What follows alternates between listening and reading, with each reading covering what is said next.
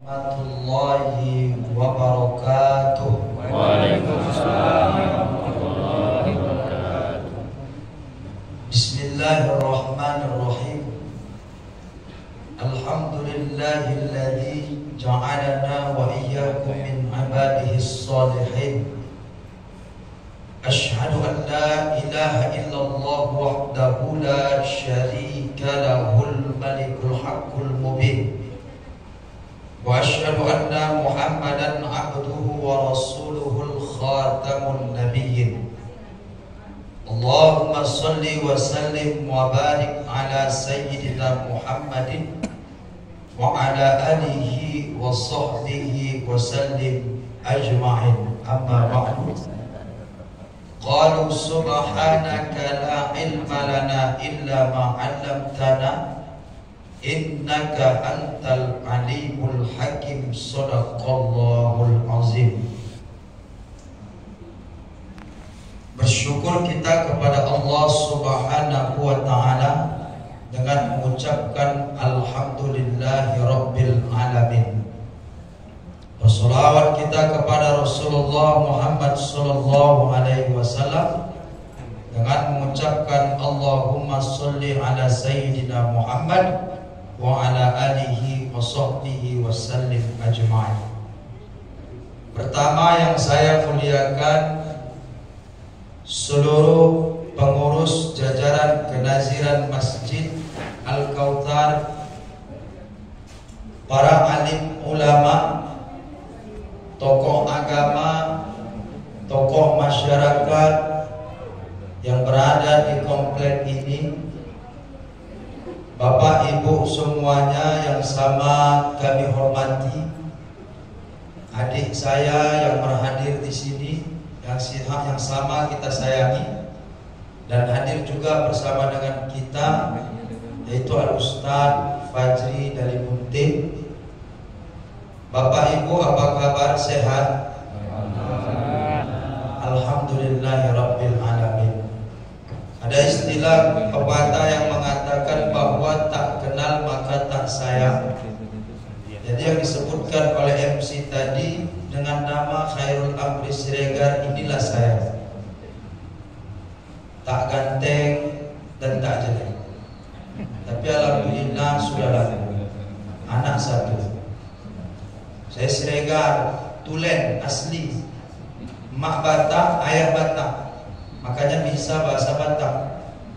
Tapi kalau di Medan ini kami dipanggil orang Mandeling.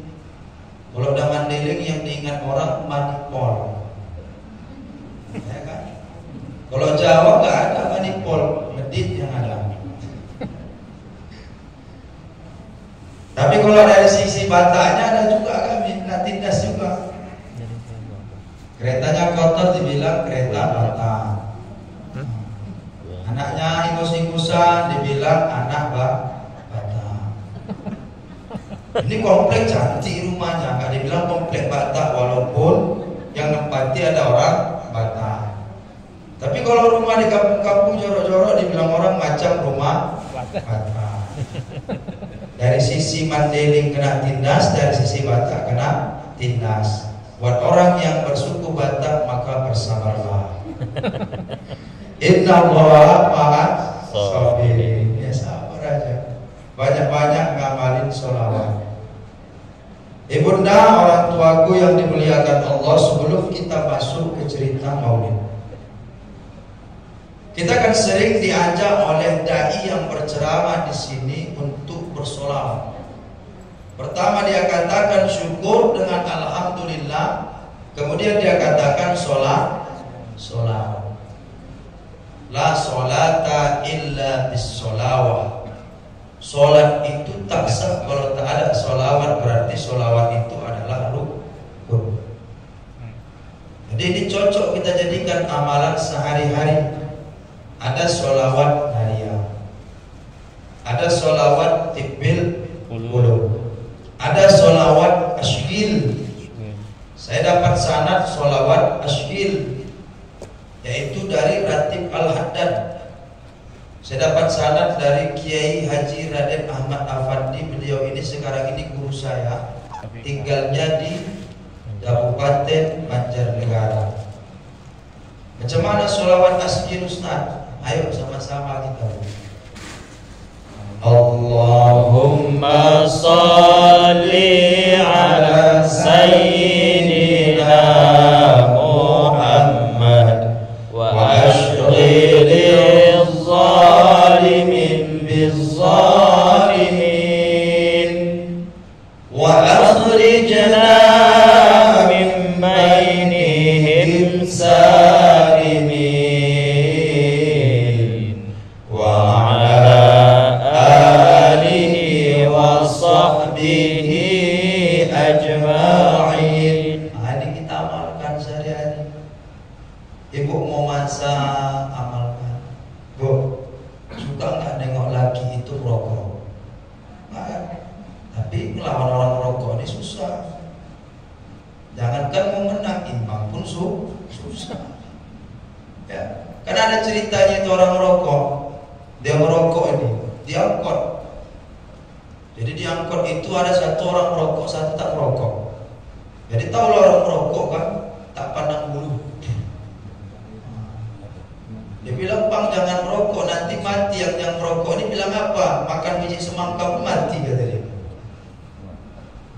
Jadi merokok, dia tanya, "Pak, abang kencang kali merokok." "Iya bang, kenapa rupanya?" "Udah berapa lama bang merokok?" 15 tahun katanya bang, 15 tahun. "Berapa bungkus satu hari?" 2 bungkus. Satu bungkus berapa? 25 kali 2 50. Berarti kalau sebulan dipul udah 1,5 juta. Yang gak merokok pandai matematika, kuat hitungannya. Dia bilang, "Bang, sekiranya 15 tahun yang lalu abang gak merokok, gak naik angkot abang. Minimal naik agia lah." Menurut ibu yang merokok ini kalah nggak? Enggak, berat. Senyum dia. Tengoknya di penternya kawan itu dibilang, "Ya pandai menconggo ya," katanya.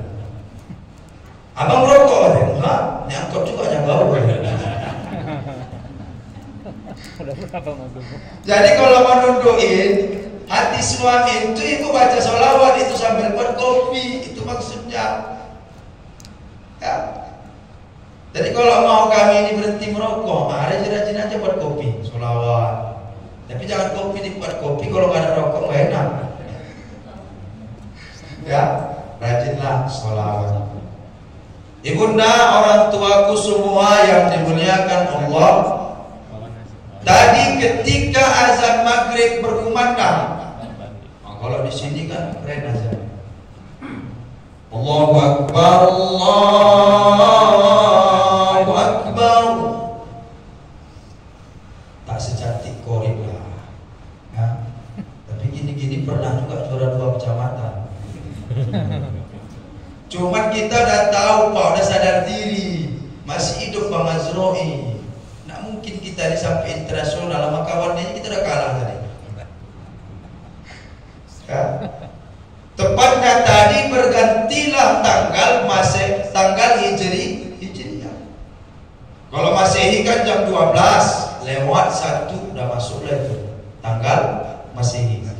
Kalau Hijriah itu di maghrib. Jadi kita ini termasuk as-sabiqunal awwalun lah ngadakan maulid. Pas maghrib tadi. Ya tadi mohon maaf Bu, aku terlambat. Kukira di sini macam buat maulid biasa orang, banyak rundown acara ya kan. Dan biasanya gitu. Biasanya ustaz disuruh naik jam 10. Iya kalau di kampung aku jam 10 suruh naik. Ya, mohon maaf lawak. Tadi aku ambil kajian maghrib dulu. Ada izin lawak kan? Izin kali. Jadi tepat tadi itu masuklah 12 Rabiul Awal, hari lahirnya Nabi Muhammad sallallahu alaihi wasallam. Bu, cerita ngadain maulid. Banyak orang yang dia mau ngadain maulid, banyak yang tidak. Ada masjid buat maulid cuma lomba-lomba, nggak ada masalah. Ada masjid buat maulid undang ustaz, dan nggak ada masalah, semuanya baik. Yang nggak boleh itu nyalahin yang nggak ngundang ustaz dan nyalahin yang ngundang ustaz. Ya. Nanti tahu ada pamilinya ustaz kan, nggak diundang ustaz marah dia. Jadi sebenarnya dua-duanya baik. Nah ada pula yang bilang begini, Pak, maulid bahannya itu aja. Tiap tahun udah itu aja kan, dia habis-habisin anggaran. Ada.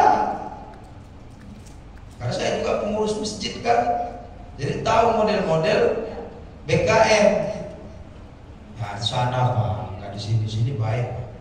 Bisa digunakan awal. Ada begitu. Ceramahnya itu aja. Kayak anak-anak katanya. Stand up comedy ini mohon maaf Bu. Saya pernah dulu ego. Kalau dulu saya Pak, kalau diundang mi'raj itu nggak mau saya buat lawak dulu. Saya bilang saya mau ceramah, bukan mau stand up comedian. Saya bilang.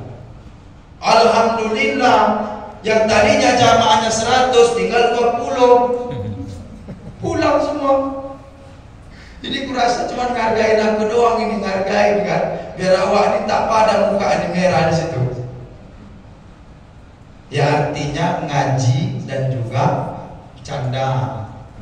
Karena memang cerita maulid ini itu memang dibentuk untuk generasi berikut. Itu dia. Ini mohon maaf. Makanya maulid ini sebetulnya anak-anak yang cocok banyak.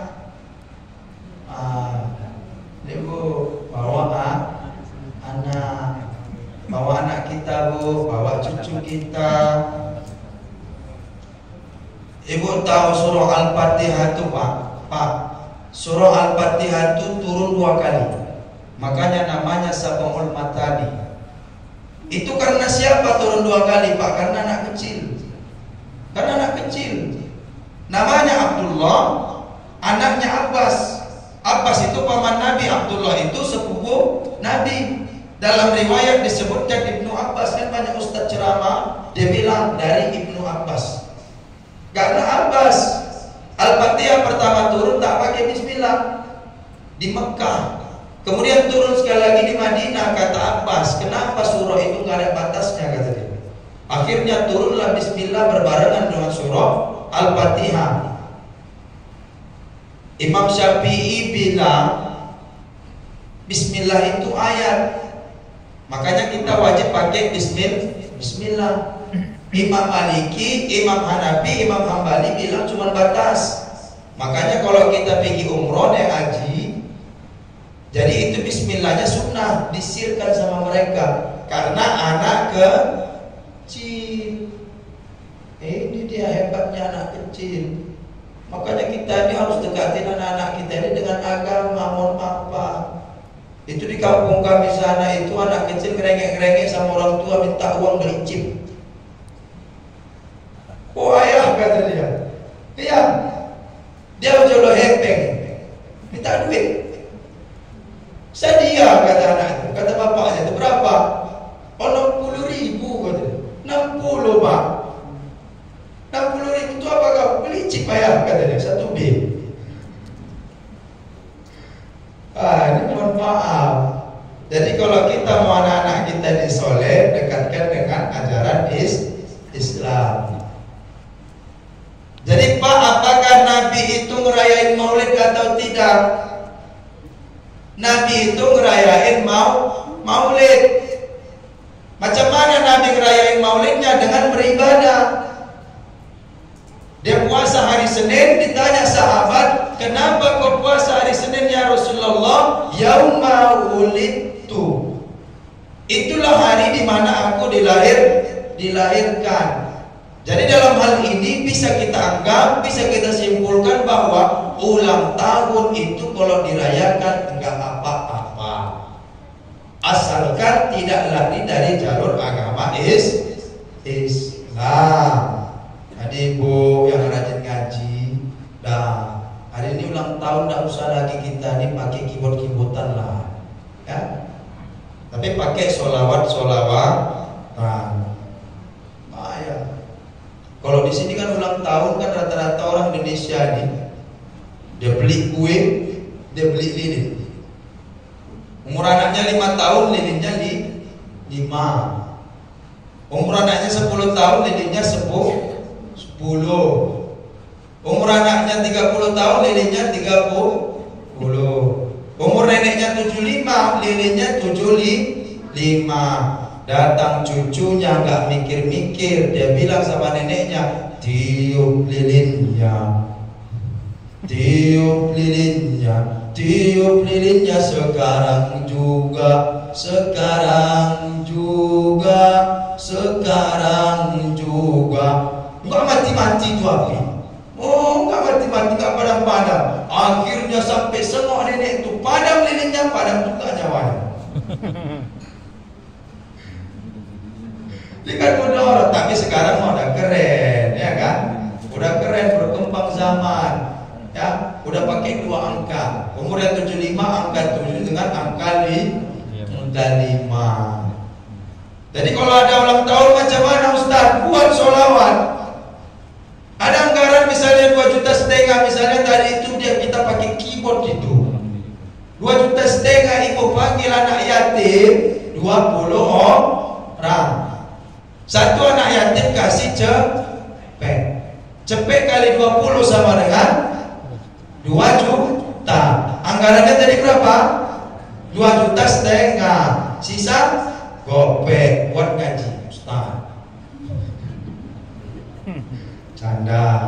Daun sirih terong Belanda. Sorry, bercanda. Jadi gak apa-apa merayakan maulid, gak apa-apa merayakan ulang tahun, gak ada masalah, asal semua masih tetap pada koridor agama Islam. Jadi Nabi juga ngerayain maulid. Di Indonesia ngerayain maulidnya begini, di Malaysia lain lagi, di Singapura lain lagi, di Arab lain lagi. Kalau di Indonesia buat maulid di masjid, beli makanan, panggil ustaz, panggil qori, suruh ceramah. Dan ini gak ada masalah sepanjang dia masih dalam koridor agama Islam. Yang salah itu macam mana? Dia gak maulid, kemudian dia gak sholat, itu salah. Taunya nyalain orang. Nah, jadi orang yang buat maulid jangan nyalain orang yang gak buat maulid. Orang yang gak buat maulid jangan nyalain orang yang buat maulid. Nah, jadi begitu. Jadi maulid ini kan sebetulnya kan cerita ulang tahun. Siapa ulang tahun? Nabi Muhammad. Siapa Nabi Muhammad? Yakni Rasulullah, utusan Allah, yakni Habibullah, kekasih Allah, yakni nurun ala nur, cahaya di atas cahaya. Sampai dikatakan bahwa Muhammadun basyarun la kal basyar.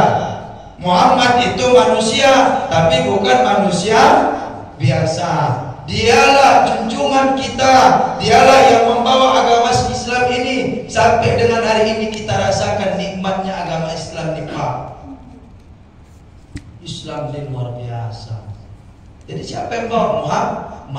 Muhammadun basyarun la kal basyar. Manusia tapi bukan manusia biasa. Apa contohnya Ustaz? Contohnya saya kasih contoh. Nabi Muhammad itu kan manusia. Manusia keringatan dah. Keringatan dia Pak. Sama kayak kita. Tapi bedanya keringat Nabi itu jadi minyak wangi. Kita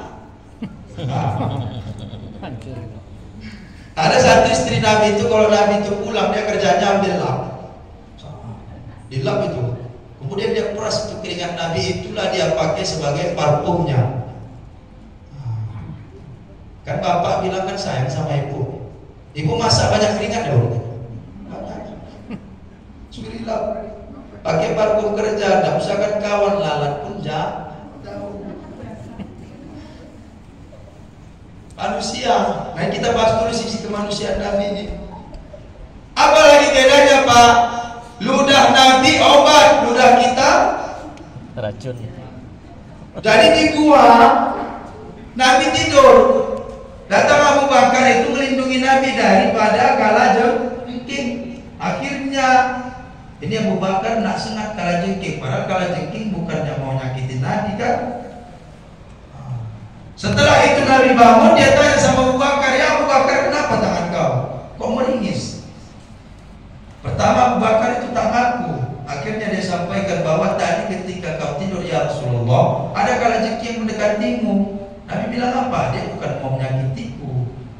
Tapi karena sudah tersengat, akhirnya Nabi ambil ludahnya, dia letakkan di luka tangannya Abu Bakar. Sering rajak cabai kan? Pernah teriris kan? Pak, oh bang sayang. Apa? Tangan adik luka, ludahi dulu dong bang. Kira-kira sembuh? Apa tambah parah? Veksi dia. Jadi Muhammadun Bashar lakal Bashar.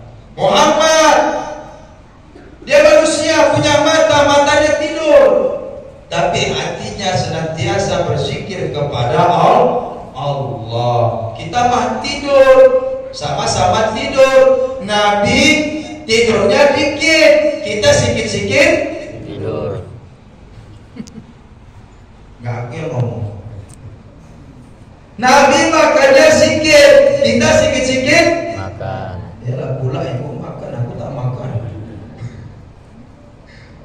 Ya, jadi itu banyak beda kita dengan Nabi dari sisi kemanusiaan, dan itu nggak ada sama kita. Jadi dari situ sudah nampak bahwa Nabi Muhammad itu adalah orang yang istimewa di sisi Allah Subhanahu wa ta'ala. Jadi tidak usah kita tentang lagi, tidak usah kita pertanyakan lagi. Dari sisi situ saja kita sudah berbeda. Keringat dia wangi, keringat awak bau lecik kok, kan beda. Terus Nabi itu apa yang paling viral daripada diri Nabi itu? Coba, ini kita cerita viral ini. Orang banyak sama sekarang ini buat apa namanya sensasi biar viral, dikenal orang, ya. Cari masalah sedikit viral, buat prank viral, ya. Sekarang ini yang lagi viral ini Lesti. Buka YouTube Lesti, buka Facebook yang nampak Lesti, buka TikTok yang nampak Lesti. Ku buka dompetku lemas Lesti. Jadi ku buka dompetku juga berponteng isinya lemas Lesti. Kan? Nabi Muhammad apa yang membuat dia viral? Apa yang membuat dia sehingga dia dapat dijadikan uswah hasanah bagi kita semua? Pak, ditanya sahabat kepada istri baginda Nabi Aisyah, kaifa indaki akhlak Nabi Muhammad sallallahu alaihi wasallam, akhlakul Rasul. Bagaimana menurut akhlak Nabi Muhammad itu? Apa kata Aisyah? Akhlaquhul Quran. Akhlak Nabi itu Quran, Pak. Bu, akhlak Nabi itu Quran. Apa yang diwajibkan Quran dia laksanakan. Apa yang dilarang Quran dia tinggalkan. Jadi perbuatan Nabi itu semuanya berdasarkan Al-Quran. Ini sekarang aku mau nanya, banyak yang menjadi perdebatan di antara kita semua ini mengenai istri Nabi. Ibu, tapi jangan salah paham dulu.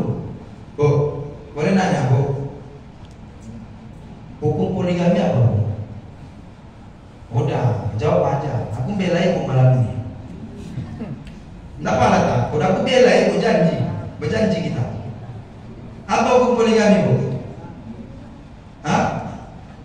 Sunnah? Ada wajib. Ini mohon maaf Pak ya. Saya ini mungkin status di sini anak.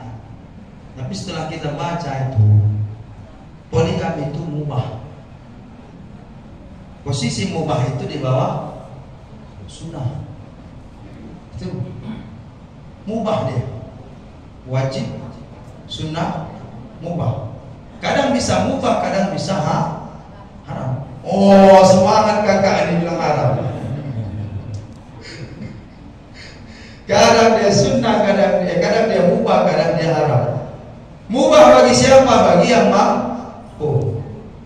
Haram bagi siapa? Bagi yang tidak mampu. Makanya ibu jangan suka kami toko-tokoi. Kadang-kadang mama suka kan toko-tokoi ya. Ini sunnah, ini dia sunnah Nabi kata. Akhirnya dia kasih. Mohon maaf. Jadi mubah. Jadi Nabi mengerjakan itu semua bukan atas dasar nafsu dia, tapi karena Al-Quran. Nabi itu siapa? Khalifah.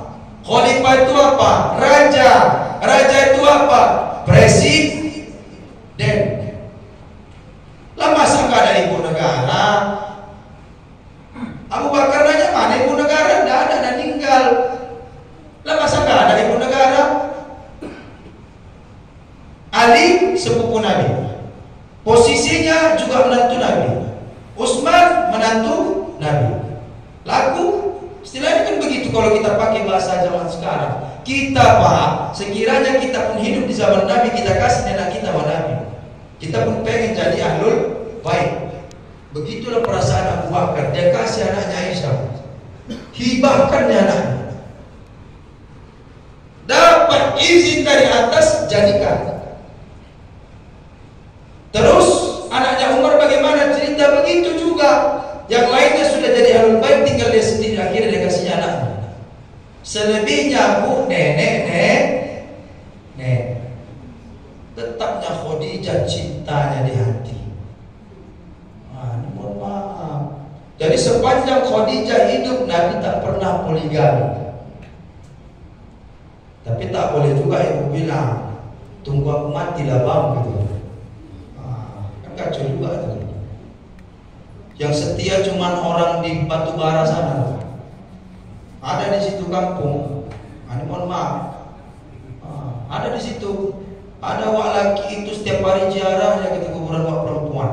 Ziarah dia. Tak nikah wak laki dia meninggal lama. Wak perempuan meninggal.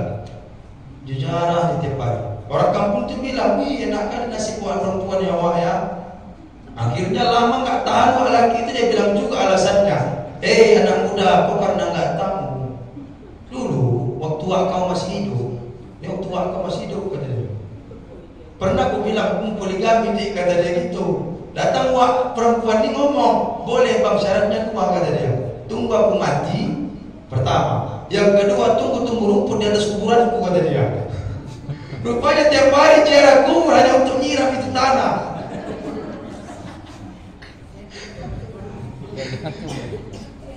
Artinya apa? Gak ada di dunia ini wanita yang mau sayang hatinya, betul? Betul gak bu? Betul. Ya cuman ibu-ibu pun pandai lah sama bapak, ya kan? Jangan nengok bini orang selera, bini kita tak selera. Ini jangan, mohon maaf. Dan kita nengok rumput tetangga selera, bini kita padahal kinclong. Penyesalan datangnya di akhir. Begitu. Jangan sakiti hati wanita nih Pak. Jangankan dirimu, semut pun kan marah bila terlalu sakit begini. Ibu tuh nyanyi. Daripada sakit hati, lebih baik sakit gigi ini. Aku tak mengapa. Sakit hati kan bu? Sakit. Kalau tahu ayah-ayah ini selingkuh. Pak, sering saya ceramah, dimanapun saya ceramah sering saya katakan Pak, sering saya katakan sama jamaah, perempuan ini adalah insan yang paling hebat di dunia. Kenapa? Apa alasannya? Mereka diciptakan dari tulang rusuk, Tapi berapa banyak hari ini perempuan yang jadi tulang punggung bagi keluarganya. Betul, Bu? Orang sini ada nggak begitu? Ada, luar biasa. Ini ibu-ibu ini memang luar biasa, wanita-wanita karir. Ya. Dari zaman kita selera nengok orang lain, nengok bini kita tak selera. Ibu juga gitu. Ya. Jangan ketika bapak pulang, ini pun kadang-kadang mohon maaf, sekaya-kayanya orang kadang-kadang di rumah berantakan mau juga. Pulang bapak tuh kerja, ibu tuh pun belepotan. Ya, daster bekas lap kompor gas pun masih dipakai. Apa nggak cabut kawan tuh? Enak lagi mau pisang air di sana kata dia. Nah, itu begitu. Ya. Jadi orang tuaku yang dimuliakan Allah Subhanahu wa taala, akhlak Nabi itu berdasarkan Al-Qur'an. Jadi bukan dia melenceng. Jadi semuanya atas restu Allah Subhanahu wa taala, sehingga derajatnya pun itu begitu dicintai Allah. Makanya gelarnya kekasih Allah. Kita mau nggak menjadi insan yang dicintai Allah, Pak? Jadi ada satu orang pemuda bertanya kepada Rasulullah, "Ya Rasulullah, ayyu amalin ahabbu ilallah?" Apa amal yang paling dicintai Allah sehingga kita ini dapat menjadi insan yang dicintai Allah? Ini kalau kita betul-betul mau ngikuti Nabi. Nabi bilang ada 3. Yang pertama apa? As-sholatu ala waqtiha. Salat tepat pada waktunya. Ini dia. Banyak zaman sekarang ini remaja masjid jadi-jadian. Maulid Mi'raj ada dia. Habis Maulid Mi'raj, Wah Ucok itu juga lagi yang ngajar walaupun. Ya. Mana ini nggak ada anak muda sini. Tapi yang pasti, ini anak muda yang di luar, kamu pun di luar pula jadinya. Anak muda ini, biar tahu kalian dek, tapi mak kalian yang kutunjuk dek, masuklah kalian. Abang ini pengen yang muka kalian. Mana ibu lebih senang dengar suara azan bapak dengan suara azan anak? Pasti anak. Coba anak yang azan, ya, belum lagi ditanya kawannya, udah langsung dia bilang, "Oh kak, ya, tak kakak dengar itu anak yang azan itu kalau katanya." Baru pulang dia dari apa? Dari pesantren Rodo. Datang kawannya, katanya. Tapi coba bapak yang ngajar, dia ngindar-ngindar ini. Abang ini ngajar kan? Panggil kawannya, Kak Dewi katanya. Iya, kenapa? Dia pura-pura ngalikan pembicaraan. Akhirnya dibilang kawannya, itu kayaknya kalau salah tuh abang itu kak. Mana pula kata dia. Udah lain kita suara itu pula ya kan? Pagi lain bentuknya, siang lain bentuknya. Itu dia. Jadi memang anak-anak muda ini harus kita bina, Bu. Kenapa harus kita bina anak-anak muda ini? Supaya dia menjadi penerus kita nanti.